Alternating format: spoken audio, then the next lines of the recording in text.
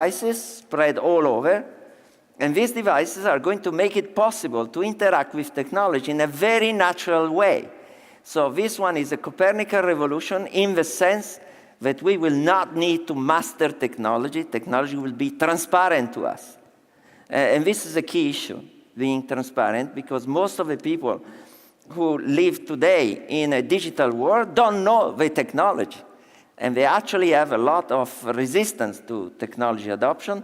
And some of the things that you see around of the reactions to what happens in industry and what happens in the industrial landscape is due to the fact that people don't trust technology companies. And so we have to think about the future where technology companies are going to be there, but are not going to be seen, because you will interact and act in the most natural way. So this sensory swarm is also going to take place in our body. And so we do have today startups in Berkeley that do chips that you implant in your brain. And they are used today to treat diseases like deep depression or Parkinson. And they deliver what is called deep brain stimulation. But you can imagine also in a hopefully distant future that you can connect to the internet with your thoughts. And so direct from the brain waves, if you like, to the internet infrastructure. Now, so we have what we say the immersed human. So a human which is immersed in technology. And that way, because of that, we can actually talk to the internet. We can wave to the internet. We can access services and the like in the most natural way, using what we use to communicate among each other. And in fact, if we look at predictions, we'll see that by 2025, there will be 1,000 devices per person. So we are not going to wear all 1,000 devices, of course. They are going to be around us. Now, we say before, another important thing is another important industry segment that is going to take place is bio-cyber-physical system, which means the interaction between biological systems and electronic technology. So if one thing is very clear, is that we are going towards the convergence of many different technologies on one side, but also different fields, like economics, we said before, but also ethical issues, because when you think about interacting with our brain, this is going to be very important to determine what can be done and what cannot to court, and people ask why you did that, and say, I don't know, it's just I had to take a decision on the spur of the moment. And so what is the equivalent of that for a machine? Is there an equivalent? Is there something which is right a priori or not? Well, it is debatable. And so the social sciences have to come in very heavily in what we do in technology. And so, in fact, I believe that Europe, in this domain, in the interaction between the humanities and science, can say something important because of our tradition, because of our interest, because of what we have been through in the past. So there is a bunch of enabling technology to the digital world, and we already touched upon some of them. And Lucilla Cioli has presented the fact that artificial intelligence is an important topic that everybody is talking about. Now, if you look at history, right, and I've been old enough to be part of this history, the first time that someone has talked about neural network or deep learning has been 1960, Rosenblatt. And then things went quiet. And then in 1980, there was a big wave of neural networks. So if you wanted to be funded by by NSF or by DARPA, you had to do that. So I was a guilty party. I did some work in 1980. Then after that, silence. That was called the winter of AI. Right? But why was this silence? Because the technology did not deliver on its promises. And this is another issue that we also have to confront ourselves. Is that marketing or is deep real science? Now, I think that when we think about investing in research in Europe, we have to think about that. We have to make sure that we don't just follow what other people have done in some other part of the world, because not necessarily that is the right thing to do. So anyway, so what is so special about artificial intelligence now? And if you look at the actual algorithms that are used in there are similar to what was done in 1980. So why now everybody's investing in artificial intelligence, deep learning, and the like? There is only one reason for it, it's big data plus processing power. So today, with respect to 1980, we have incredible amount of computing power that we didn't have then. Now, if you look at the deep understanding of learning, it's all about statistical inference. So what you're trying to do is to try to project what is going to happen from what you have seen in the past, and use a mathematical function to approximate the real function that give the cause-effect relationship. Now, because you are extrapolating, there is no guarantee whatsoever that what you extrapolate is right, no matter how you invest in it. That's a theoretical impossibility. So if you want to give all the power to artificial intelligence, you are out of luck. As you are out of luck with all of us, right? Because when we try to figure out what the future is going to be, we only can see the past. We can infer the future from what we have seen. And the good predictors are the guys who can understand what happened.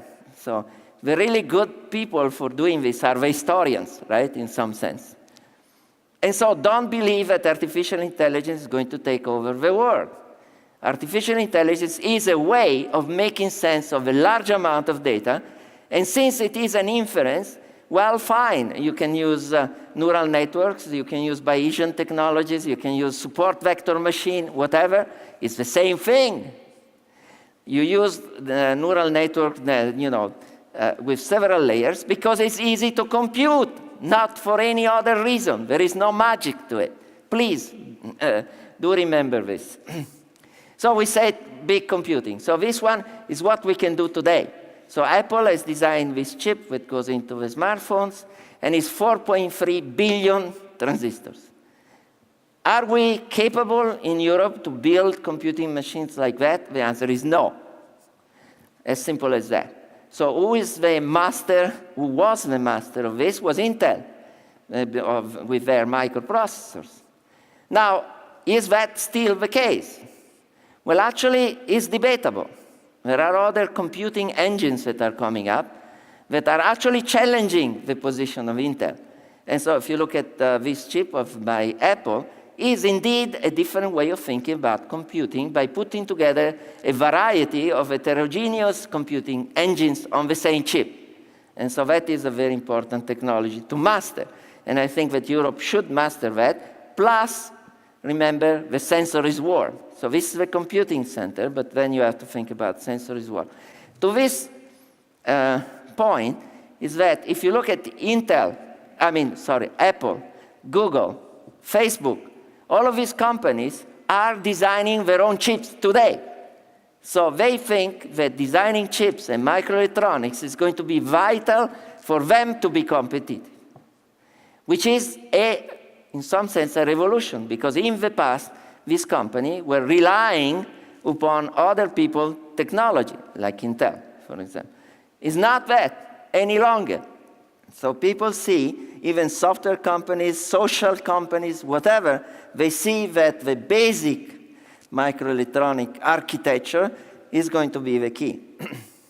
Same thing for artificial intelligence. We said before that there is one particular approximating function that artificial intelligence is using. And so if you want to accelerate the computation of this special function, what is better than just building a machine that does that computation fast, the best possible? And in fact, you have everybody plus his brother in the hardware domain that is developing hardware for artificial intelligence, which means a glorified multiply and accumulate machine, which is the simplest thing that you can imagine. But that is very effective if you want to accelerate your algorithms. Now, I told you before that this is an inference, right? So you are as good as what you have seen before. right? So this one is an experiment that my colleagues at Stanford ran, and they gave these patterns. They're supposed to be artificial intelligence, very good to image understanding. And what you see up in the left is being classified with 99.99 degree of certainty as a king penguin. Now, that's not exactly, if you see the two pictures side by side, I wouldn't say that is a good prediction or is good analysis. And why is that? Because these kind of algorithms are very fragile. So if you change the inputs a little bit, the outputs can change dramatically. And so that is the reason why, for example, in autonomous driving, you have the companies that are running millions of miles because you want to see everything, because it's very difficult to predict something that you have not seen before. So you have to give a lot of examples to make sure that this is the case. Now, what I think is very important are industrial domains, where you put together a variety of different technologies. So the factory of the future is probably the best application of tomorrow for all the technology that we know now. And in fact, if you see at this picture, you see that in the factory of tomorrow, you got augmented reality, predictive machine analysis, you have computer vision, even blockchain, right? So this is all buzzword that you can imagine is going to be on the factory floor. The key point is about integration. And so when we talk about, software as being an important component, yes, it is, but the most important technology to master is integration, because the future is going to be putting together different technologies. So one typical example that I always like to refer to, as you have seen, is autonomous driving. So in Europe, in my opinion, we missed the boat. At some point in time, if you look back at the interview of the CEOs of European companies, say 3 years ago, it was, we don't care, right? Who cares about Google and Apple doing automobiles? They are not worried about Mercedes making cell phones. Well, that's not exactly the same thing, sorry to say. So the point is that sometimes people who are dominant in a particular domain are blind to things that look very iffy. But they may happen. If they do happen, you are disrupted out of the market. And so this is something that you really have to worry about. So if you look at the roadmap of when people are going to introduce autonomous driving, you see that everybody plus his brother by 2025 claim that they are going to have a fully autonomous vehicle, including the European companies. Now, the point is that if you disrupt the automotive domain by autonomous driving, you are not only disrupting the automotive domain, you are disrupting at least other 21 different industries, like insurance, like entertainment. So it's going to be a real big shift. And so you have to look at the implication of certain technology taking over the way in which we operate today. So if you look at the autonomous driving, and I want to stress this because I think that we are in a good position, at least in some of these issue that you see here. You have to ask, if you want to drive autonomously, where am I? So what is around me? Second. Third, what's going to happen? And fourth, what I'm going to do. So these are the four basic operations that you do. Now, what happens in number one, number two? What is the key technology in number one, number two? Sensors, right? And if you look at ourselves, how many sensors have we got? Limited amount. So if you think about how many things you can put on a car, you can see that the car is going to have many more senses than we do. And so that is an advantage that we cannot compete against. We cannot see through walls. We cannot see behind. We cannot see in the fog. We cannot see at night. Well, with this technology, you can, right? So this is the key core technology that you need to master. Now, the third and fourth is about guessing, estimating, and all of that is the realm of artificial intelligence, as we said before. And the reason why we have to be so very careful because of 3 or 4, but 1 and 2 are really deep and strong. So the architecture of the car is basically, of the future, is basically about being a sensory swarm. Guess what? Is what we discussed before. Now, let's look at summarizing where I think Europe is. And this is my very personal view. So computing in general. So we are very strong in privacy, so much so that the United States has adopted the privacy standards that we have. One of the reasons is in the United States there was no one really invested in privacy. We did. But we are weak in e-commerce. Amazon, of course, is dominating hands down. We are rather weak in cloud. The companies are Amazon. Amazon in cloud is a giant to reckon with. Digital chips, not very good in Europe. We don't have computing engines like the one that we've seen before.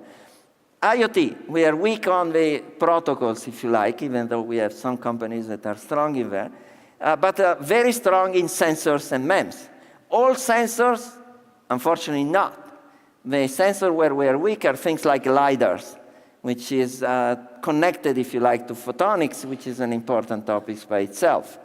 Now, in advanced robots, certainly, European companies are very good. And if you think about, Industry 4.0 and so on, the investment in Germany is certainly very important.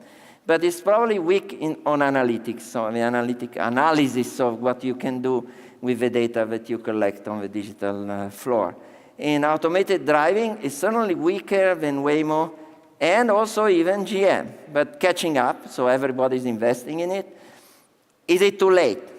Are we losing the boat? Now, mind you, that the number of cars that are going to be in the street a few years from now is going to be 20% what we see today, if indeed autonomous driving takes place, which implies that most of the car companies are going to go out of business. So how come all these companies are investing like crazy in autonomous driving? Because they don't want to die, okay? But they are going to die. Many of them are going to die, for sure. And so that is a sort of insurance policy that we're taking.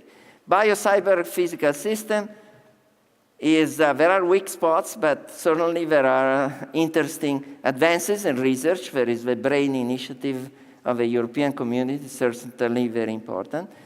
System engineering, we are strong there. Traditionally strong, automotive, after all, is a system engineering issue. We have been extremely strong there. And also in avionics, Airbus is certainly competitive with everybody around. But if you look at the most important issue is about tools. I founded Cadence and Synopsys, right? So tool companies that made integrated circuits the way they are today. So I believe the tools are going to be a key enabling technology, and indeed in Europe we are good. We have Dassault System and Siemens that are certainly at the forefront. In cybersecurity, we didn't mention cybersecurity because time is limited, but cybersecurity is key. But not the cybersecurity that we are used to talk about, stealing data, stealing banks, and all that kind of stuff. We are talking about physical security, so SCADA systems, the distribution of gas and electricity, the cars that are driving around, trains. This is the very disruptive situation as one takes over these infrastructures. And then and we are weak, even though some startups were very good. Nozomi Networks is a good startup, but they moved to the United States. And this is an important issue to worry about, is that we don't have the capability of putting up new companies and make them grow. It's not enough to have 100,000 startups. If they all stay 2 people, that's not good. It's not a good way of trying to compete with the world. You need to make this startup become big, the next generation company, the next generation Mercedes, the next generation IBMs of the world. Otherwise, we are going always to be weak. So last thing I want to say is about the robocalypse. So everybody's talking about the impact of this technology in jobs. And it's going to be something, right? But not to the, you have 2 extremes. Some people say it's going to be better because we are going to have more jobs. higher level jobs. And some people say disaster, everybody is going to be impacted by this, and there are going to be a net loss of job of at least 20–30%, at least in the short term. So we got to confront this issue, and as I said before, we have to confront it from economical point of view, but also political point of view, because we have to deal with this shift of jobs that is going to take place, no matter if we believe A or B. This shift is going to take place. So it's very important that we invest in education, but also education in terms of knowing what are the limitations of technology, not only what you can do, but also what you cannot do. Real education is about being balanced and reason along principles and knowing what you can do or what you cannot do. And this one is a slide that I stole from McKinsey, and they say that about 60% of the jobs worldwide are going to be touched by the new technology, and 30% of the tasks in this 60% of the job are going to be changed. So with this, thank you very much for your attention, and cross fingers.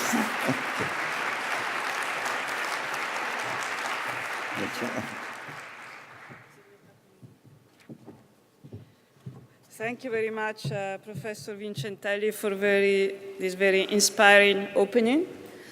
And you have really put the question very clearly out there. So now we will discuss with our panelists what Europe can do to support the development of this technology. So I will invite to the floor Dr. Ruth Huberts. She's a scientist with more than 100 patents in her portfolio, and she's currently the CEO of Multi-Photon Optics, which she founded in 2013 in Germany, and she's a senator of Economy Europe. Then we have Mr. João Correia Neves, he's Secretary of State for Economy of Portugal. Andrzej Dopierala is the President of ASECO Data Systems in Poland. Lauri Oksanen is Vice President for Research and Technology in Nokia in Finland. And Stefan Poledna is co-founder and member of the executive board at TT Tech, which is founded in Austria in 1998.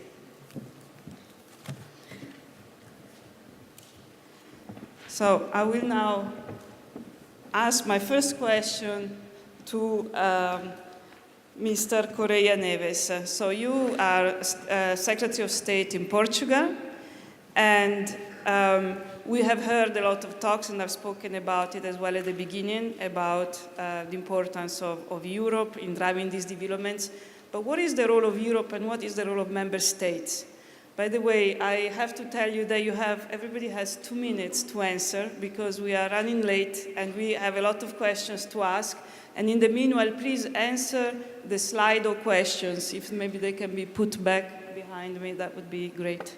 Please. Good morning.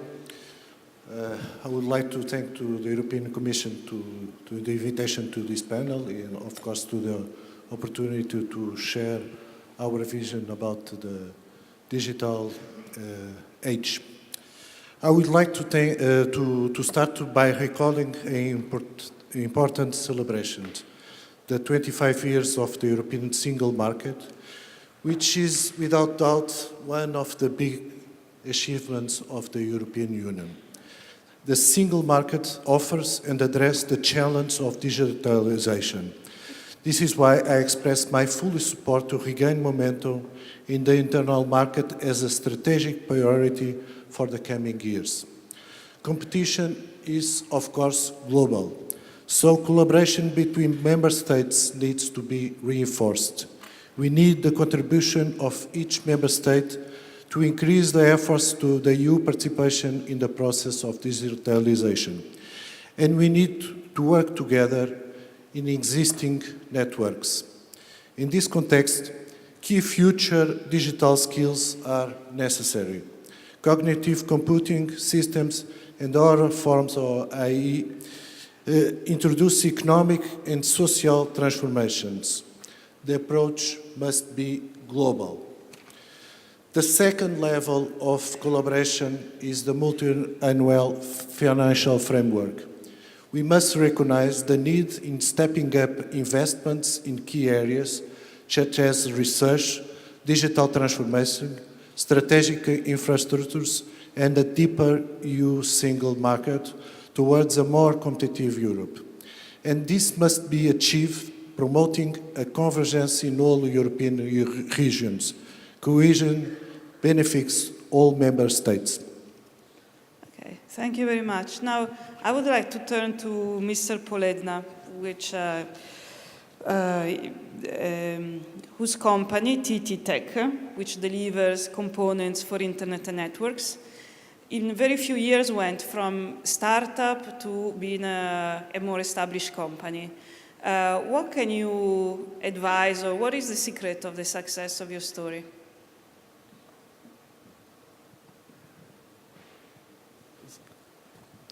So, yeah, we had a successful background from European-funded programs when we decided to start up the company, although I have to say it's 20 years ago now.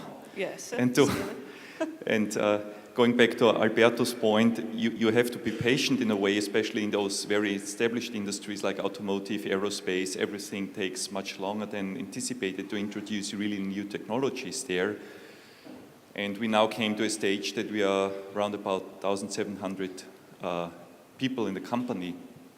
And I think very important is, I think we do have a strong position in Europe in terms of like industries, automation industry, automotive industry, aerospace, machine building. So we have a stronghold in these industries, and we need to be extremely careful with this digital revolution that we transform this industry in being successful still and not become just devices of some other intelligence, so that we are just a mere product without the value added and intelligence. And this brings me to the point that we really need, and this was very nicely presented, to have the full stack, because this is where the intelligence is. So you need to really understand from sensing to computing, system software, and to the application functions to have a systems perspective. And I think, for example, one example that I'd like to mention is I think Europe did tremendously well on the safety side of things. So Europe is really leading on the safety side of things. But going back to what's important for success, so I think there are a few factors. So first of all, I think the SME definition should be redone, because we need to address scale-up companies. 250 people is much too small at a global scale.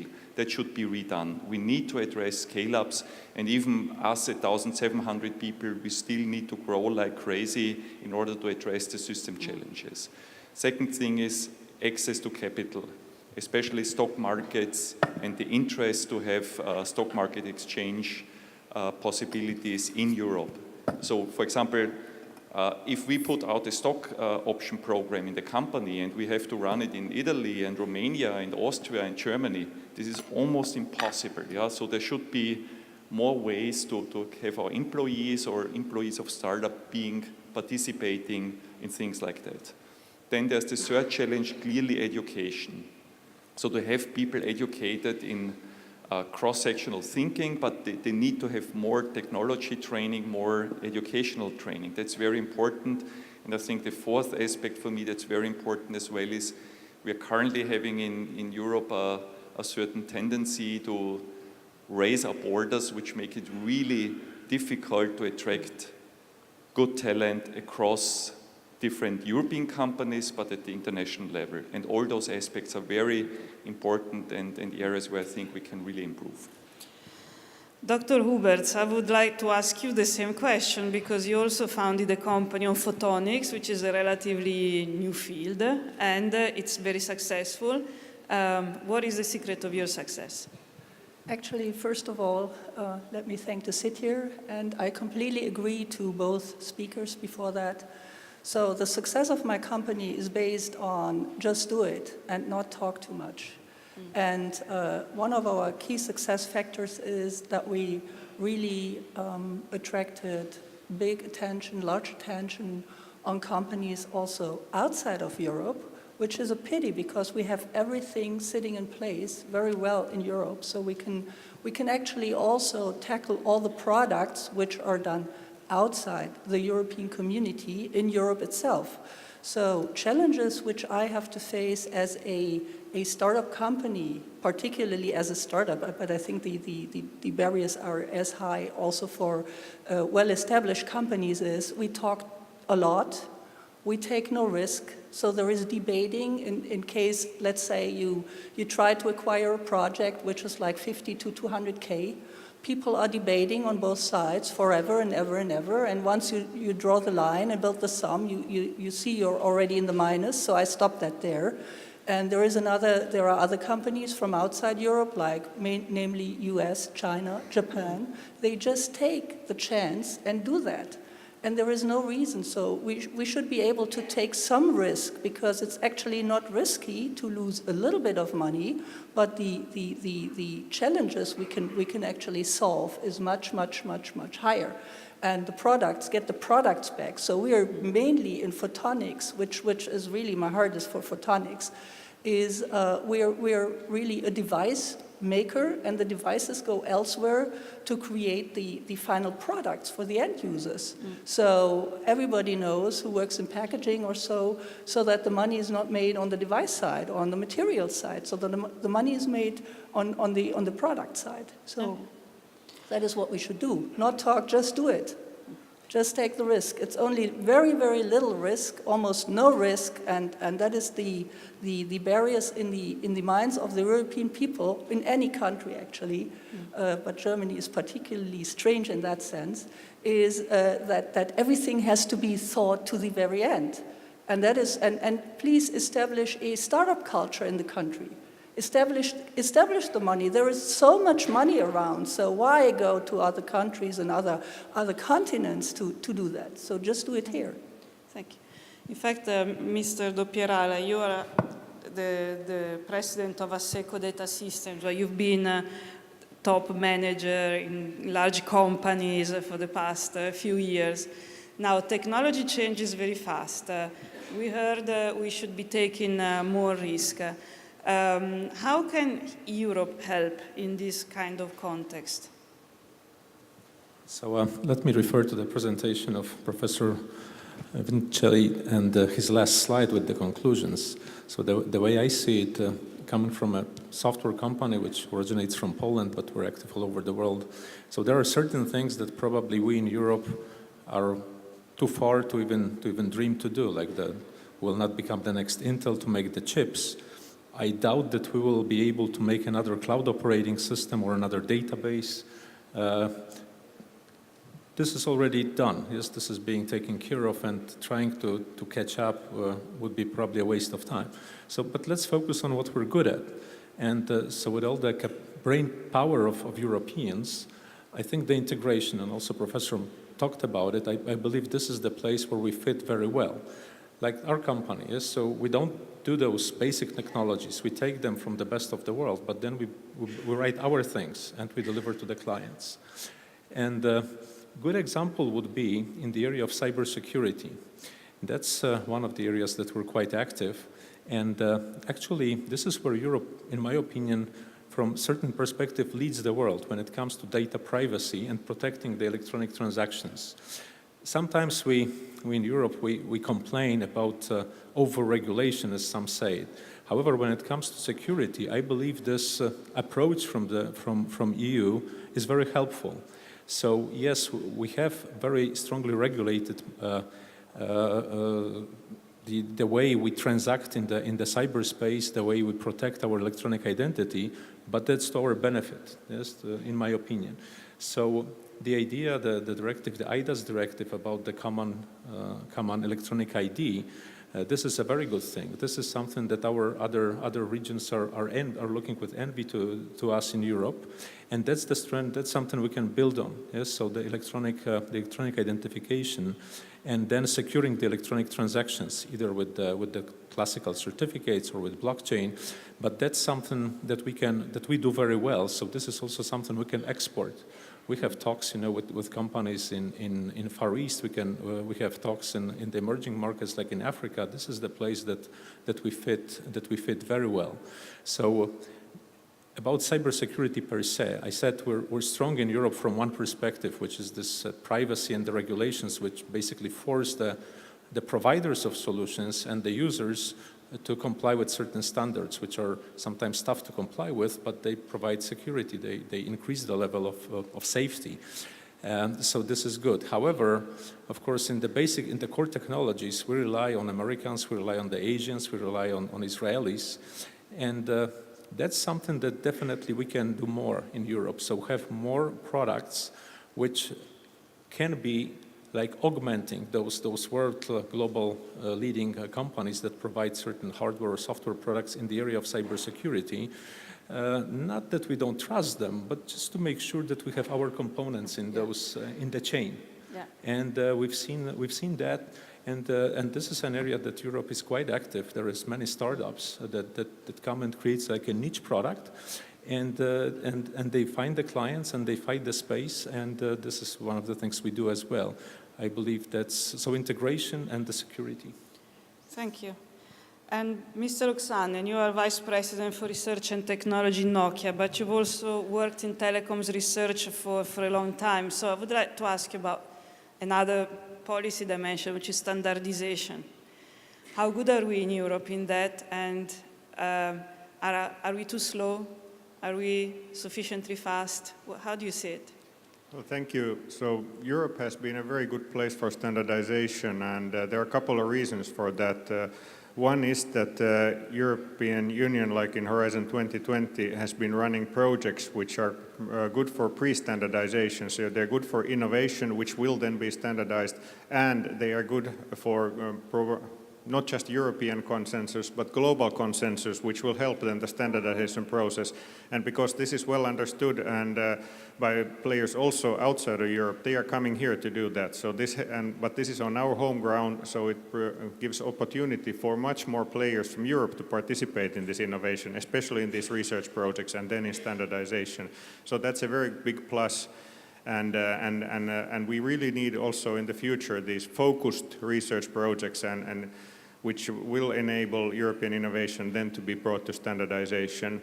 And the focus is important because this is not about like skill development, this is about system development, like has been discussed. So we need focus and speed, we need simple instruments for that, like we have had in the past, PPP type of instruments.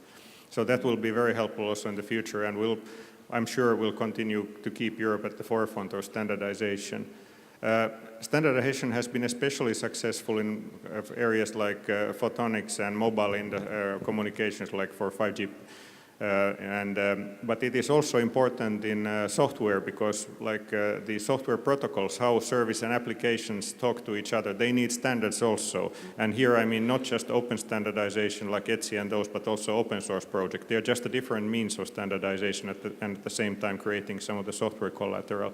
So I think we are quite good in Europe in running those things, and we should continue that. And then after standardization, one of the reasons why Europe leads in standards is that Europe has also a very good and balanced policy on how to treat the intellectual property embedded in the standards.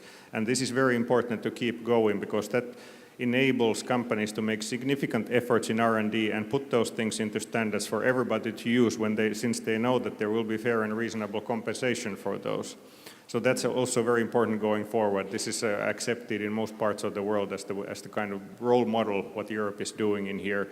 And the last thing I would like to mention that there are certain also legislative things which touch on technology choices, and in those it would be important that Europe, when considering and passing that legislation, treats technologies neutrally and especially doesn't put the European-based or originated technologies in a bad position. And there are some, like in vehicular area, vehicular communications, there are now some discussions which are a little bit problematic in that area. So it's important that Europe really looks at, like, before standardization, the pre-research, during standardization, that it's a level playing field for everybody to participate, and then after that, that the IP is protected and legislation helps the standards to kind of be nourished. Okay, thank you very much. Professor Vincentelli, you have already indicated your overview, where we are weak, where we are strong, but maybe you would like to react to what you heard now, or give us even an idea on how we can be better in, or faster in bringing our innovation to the market. Yeah, well, I think that one thing that we have to be clear is that capital is here. So in Europe has enough capital. So when people say the venture capital is not here, not true. I mean, money floats. What we are missing is venture capitalists. So people who can give the money with a vision about this money should do. And this we are very weak in Europe. So most of the venture capital that I bump into in Europe are financial people. 90% of the venture capitalists in the United States are former entrepreneurs. So I myself, I'm in 5 venture capital funds doing investments. And I was a former entrepreneur. I'm a professor.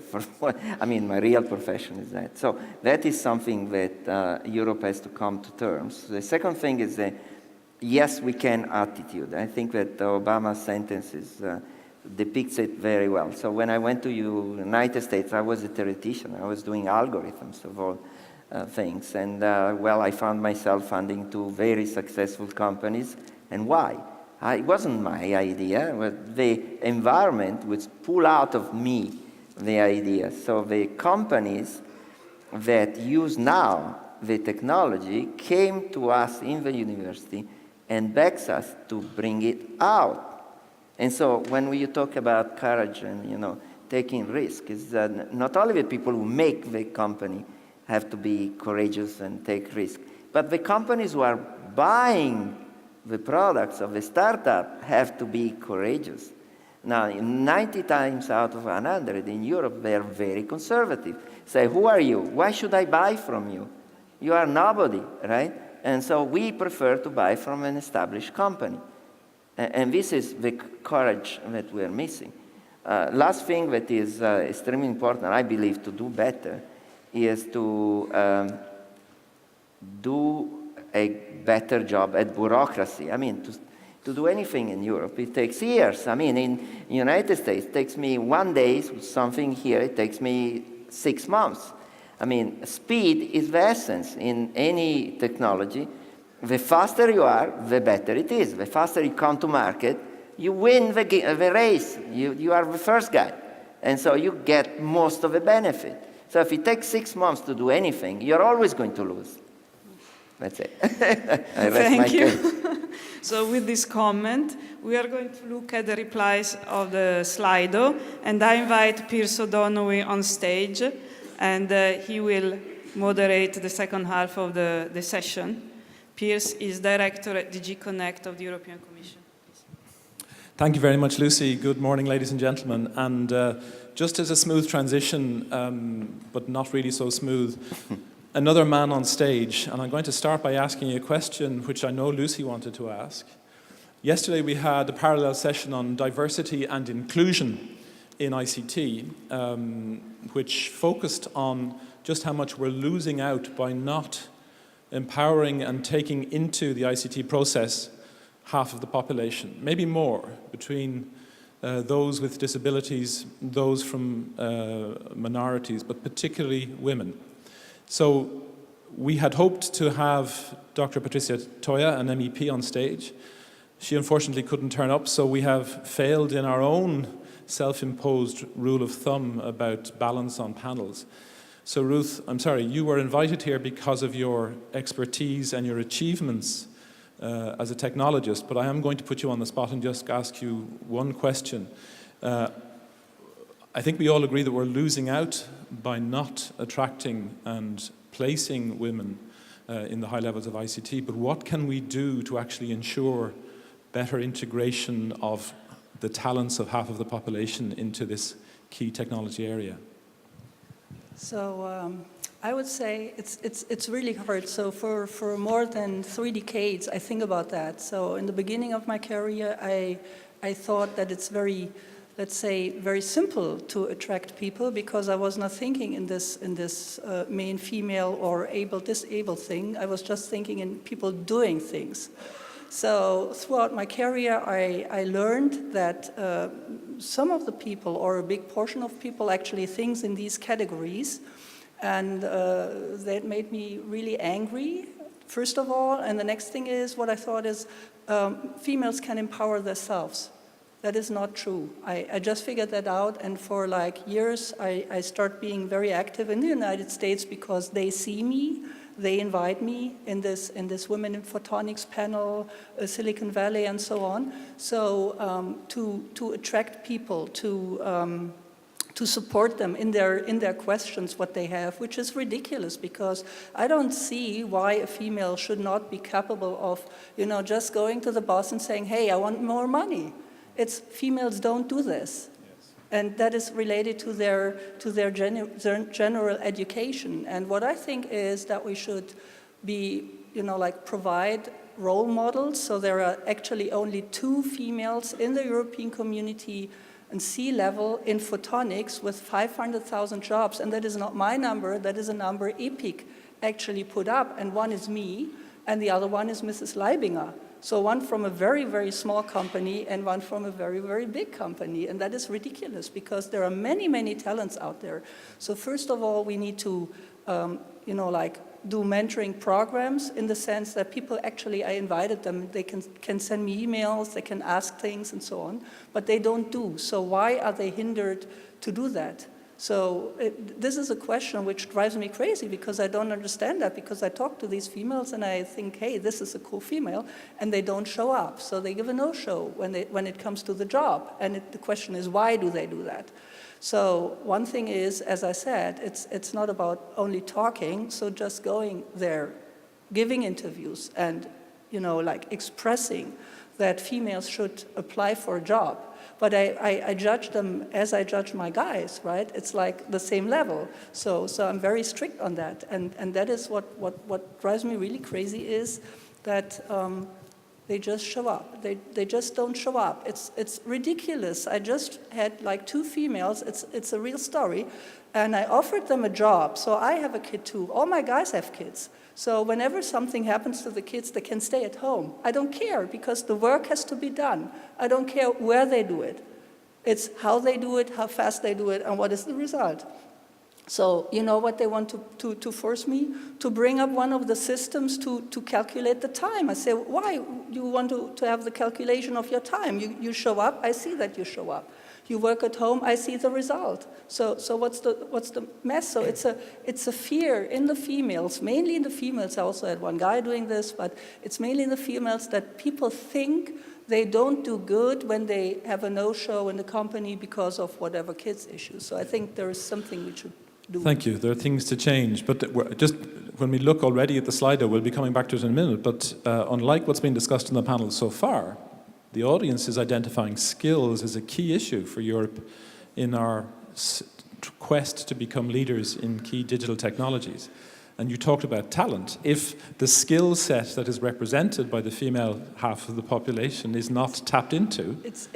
I talked about Europe, because in Europe we have a very high level of education, or in Asia, or in United States to some extent. But I'm also talking about people in Africa, people around the world, because there are many, many, many talents with really creative ideas on how to do things and how to establish things, which are somehow very non-conservative, and we need to educate these people as well. And that is why I also took the position of the Senator of Economy in Europe, because these people enforce programs not only in Europe, not only in the countries you're from, but also in third world countries, which I think is very important to create a visibility of technology, and to create transparency in technology, and to empower the people to do that, because we have a huge lack of talents. Thank you.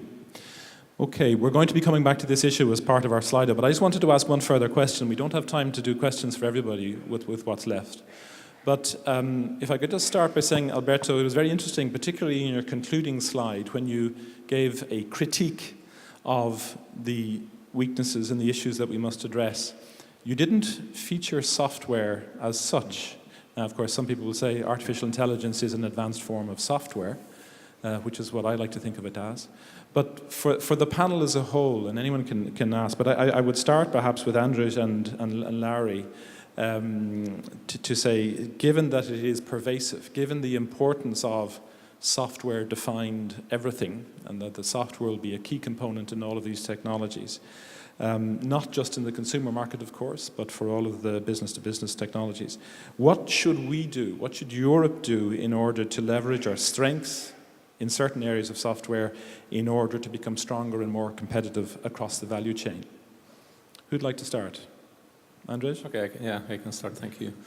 Well, so my perspective would be one area, which is the digitization or digitalization of the processes. Again, I believe with the skills in EU and the advancement of our systems and understanding of the business and of the operations of government institutions, we are very well prepared to bring as many processes into digital space as possible, and we can be the leader and set the certain standards that other regions could follow. So basically do it for ourselves, but also do it as a means for exporting European know-how and IP. So digitization of processes, whatever today is done on paper, whatever requires a physical presence, put it in the cyberspace, put it in a secure way. Of course, here comes the technologies like blockchain, or comes the digital signature, or validation, or secure storing of the data. All this comes together, but again, we have the know-how and the capabilities to build on that. Second area, in my opinion, is the Industry 4.0. And here, with all the potential of Europe when it comes to machine industry, to electrical industry, we have very good examples of solutions that are quite advanced and are very competitive, which actually transform the way today's manufacturing and logistics can work. Of course, we are competing with North America, with Far East, but again, considering the base and the history and heritage of manufacturing in Europe, I do believe that we are in a very good position to build software just for that. Financial services, again, fintechs, this is a huge area, and Europe, I think, is doing quite well when it comes to fintechs. Of course, the competition is global, and which is good, but the good ideas come from European companies. Very much, I can see that in the UK, but also in the Eastern Europe, like in Poland as well, we do have some good ideas. So again, things that we cannot invent, let's use what others have invented and build on that. Okay, thank you. Larry, you work for a hardware company, but software is a key component. What's your answer? Well, actually, Nokia is one of the, I think, 20 largest software vendors in the world, so it's not just hardware, and that counting embedded software, which is very important. So I very much agree with what Andrew said there, and as we heard also in the opening panel yesterday, it's probably very difficult to compete with the established big consumer-oriented platforms, mainly based in China and USA. But what Europe can do and has actually been doing in the competitive area is to make sure that those platforms remain open for others to use and don't quench innovation by others. So this is something which Europe should continue to do, because there is a lot of innovation possibility there. Maybe not to kind of displace those platforms, but utilize them and bring additional innovation there. And then I would very much agree also on the kind of like the professional area. Broadly speaking, what the professor spoke in the beginning about the fourth industrial revolution, which encompasses pretty much everything from manufacturing to smart cities to health to automotive. we Nokia very much believe that is happening, and we have actually been looking at the same productivity question that you have been looking at, and we believe that it's just a matter of time that we need to get network effects, and then the productivity boost will come with those network effects, and we have like been looking that during the next 7 to 10 years we will get into the tipping point in this program, softwareization and digitalization. So Europe has a really big opportunity in those professional spaces and should use those strengths which Andrew here talked about in that area. Okay, thank you. I think what we'll do now is we will turn, unless there's anyone on the panel who'd like to address the software question. Please, Alberto. There is a reason why I didn't mention software specifically, because for me, software is like bread and butter. Without software, you cannot do anything. So it's like mathematics or physics for engineers. It's become a basic knowledge or basic skill you have to have. But there is another misconception, is that we talk software. There is no software. There are softwares that are very different, extremely different. A software platform has nothing to do with embedded software. Nothing, not even a comma. It's the same thing as an airplane with a bird, right? There are different species. And so when we think about software, it's not a whole. It's a composition of different things. And then, according to the industry, one piece of software is more important than another, and you have to teach people to do that kind of software for that kind of company. Communication software, for example, is very different from automotive software.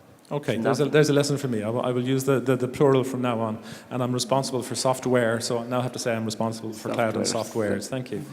Let's turn to the Slido, and I think we're going to continue the discussion. We had 2 questions. The last time I checked, there was about 120 of you had chosen to answer. Now, the first question, which are the main opportunities for EU in the future? No, that was not the first question. Can we go back to the challenges, please? The other question, critical issues.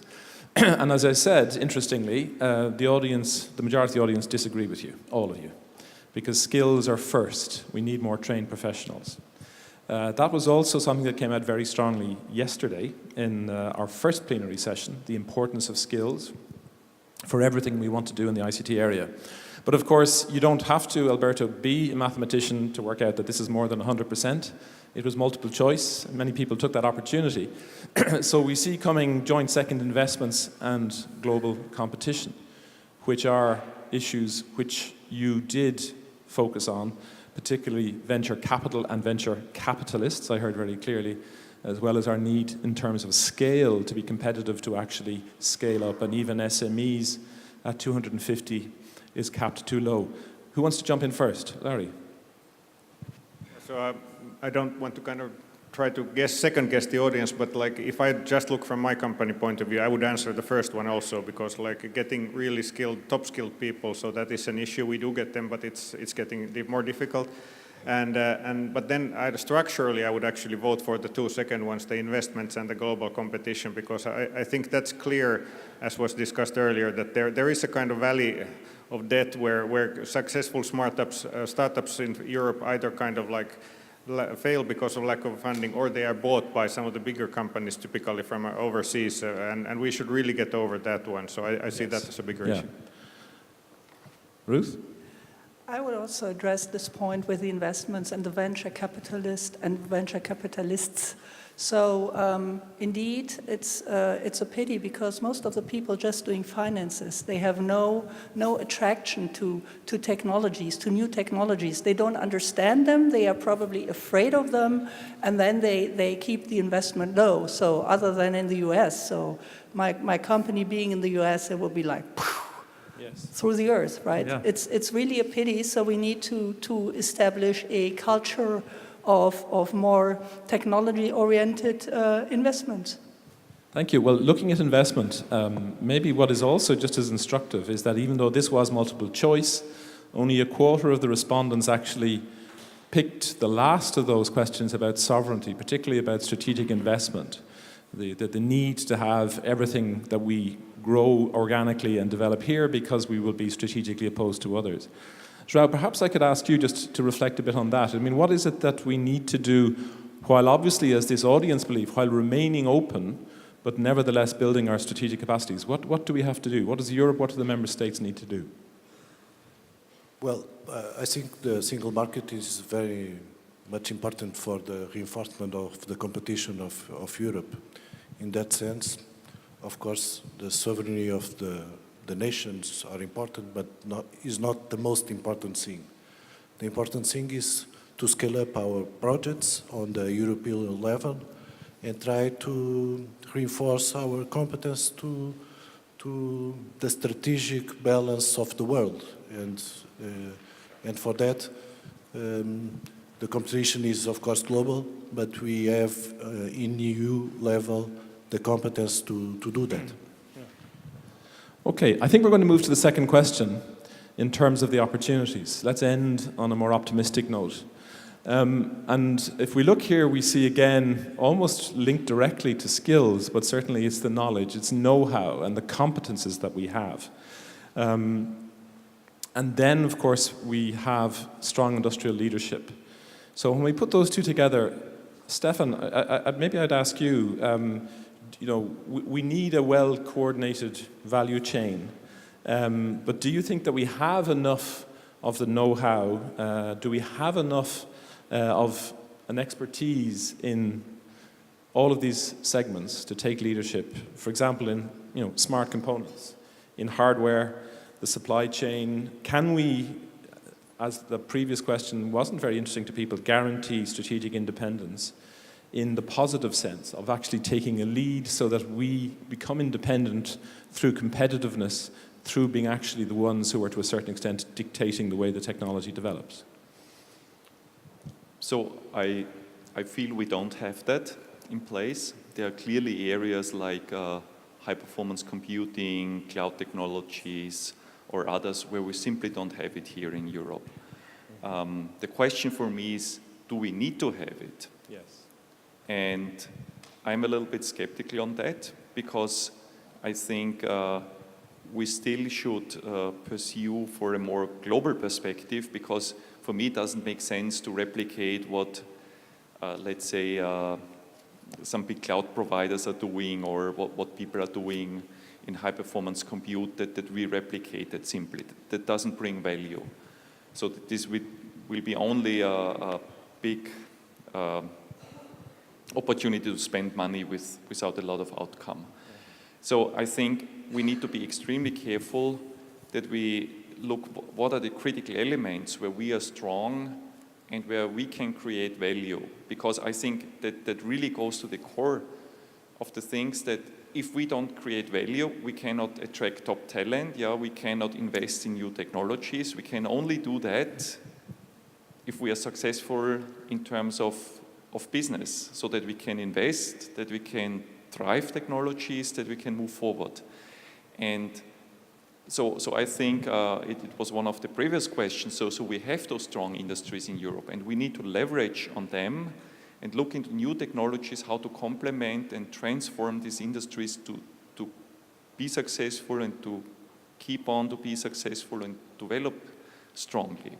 So I think it's not about being totally independent. We shouldn't strive for that. I think that would be a failure. Okay, well, that's a clear theme that's coming out now. I'm conscious that it's very hard. Our panelists have a small screen very far away from them, so they either have to strain their eyesight or give themselves a very sore neck to see the results that you can see on the big screen. But just like the last point, but even more so now in this question about the main opportunities, there was a negative proposition. And it's very encouraging to know, very much in line with what Stefan was saying, that only 11% of you felt that there was a possibility that we were simply heading towards irrelevance on the global scene.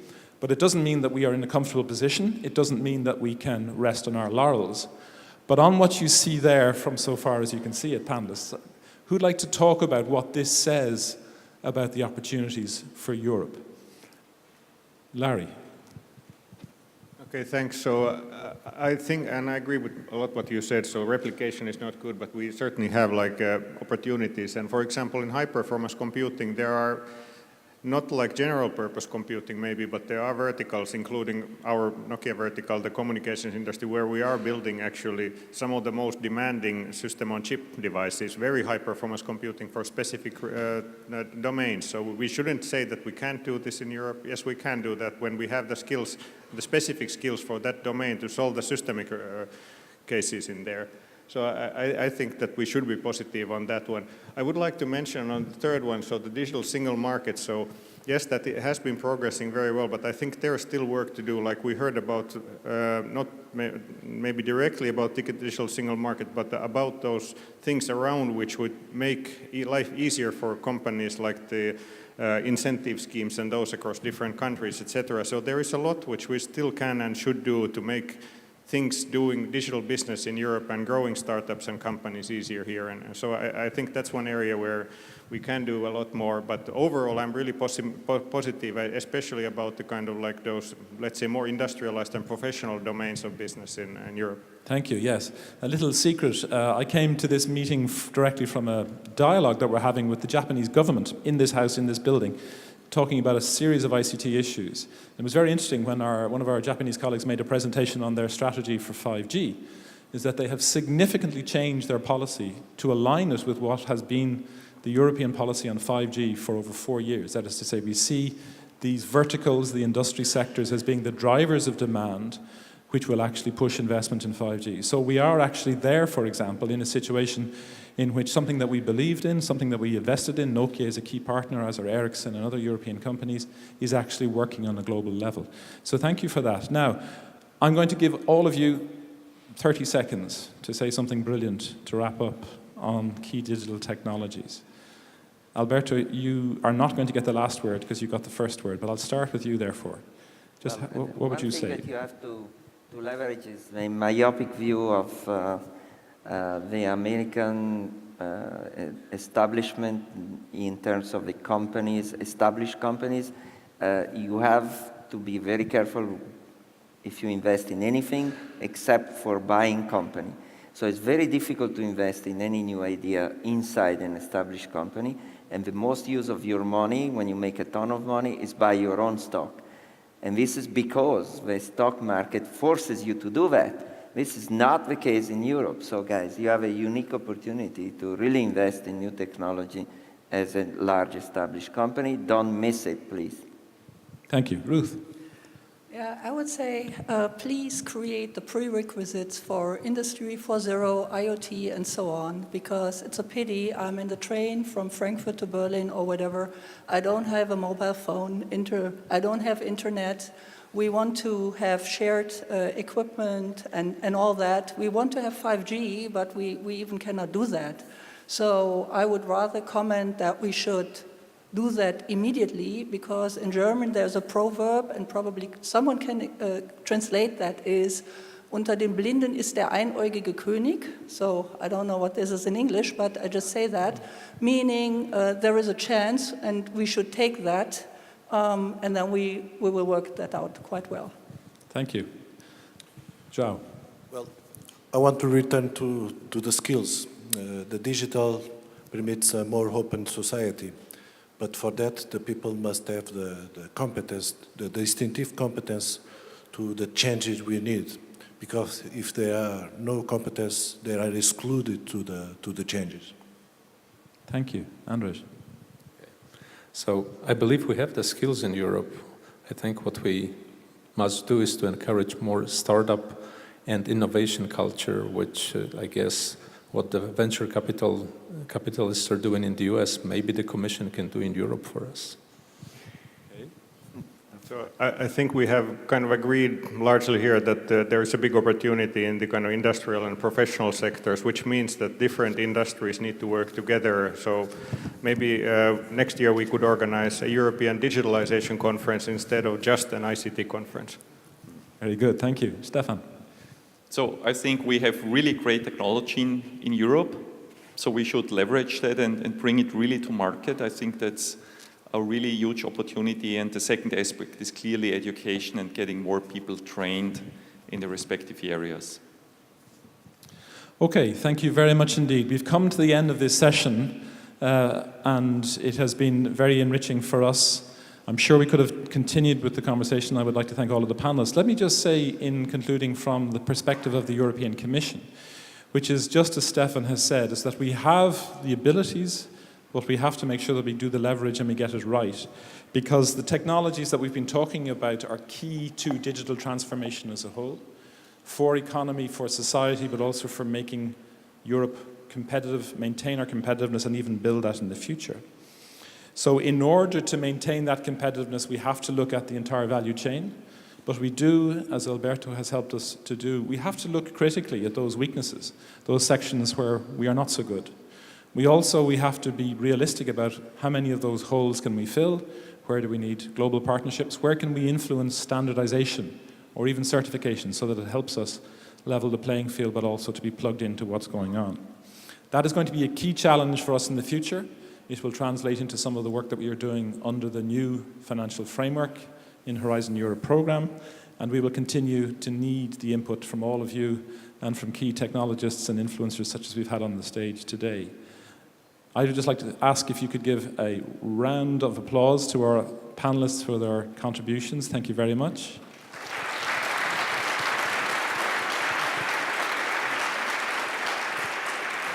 And I would like to thank you for your participation here and on Slido, and I wish you all a bon appetit. Thank you.